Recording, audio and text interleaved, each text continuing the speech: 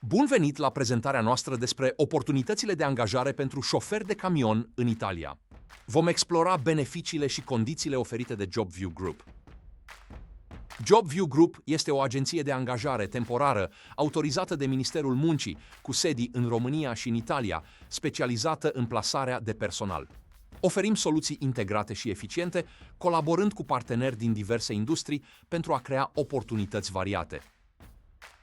Pentru siguranța angajaților noștri din Italia, avem un avocat italian pregătit să ofere sprijin legal.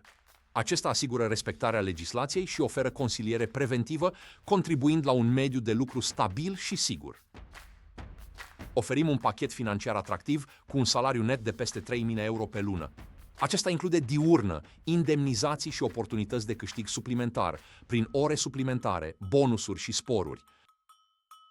Beneficiile includ un contract de muncă pe un an, cu posibilitate de prelungire, asigurare privată de sănătate și decontarea transportului. De asemenea, oferim concediu plătit și bonusuri anuale. Activitatea de transport se desfășoară exclusiv în Italia, cu plecări din Livorno. Flota este utilizată pentru diverse tipuri de transport, iar șoferii beneficiază de facilități esențiale în spațiul logistic privat din Livorno. Căutăm candidați cu permis de conducere categoria C și E, experiență în transporturi și cunoștințe de limbă italiană. Este important să aibă spirit de echipă, orientare către siguranță și eficiență și o abordare responsabilă. Vă mulțumim pentru interesul acordat ofertei noastre. Promovăm un mediu de lucru sigur și respectuos.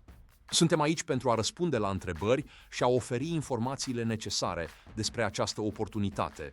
Vă așteptăm să ne contactați.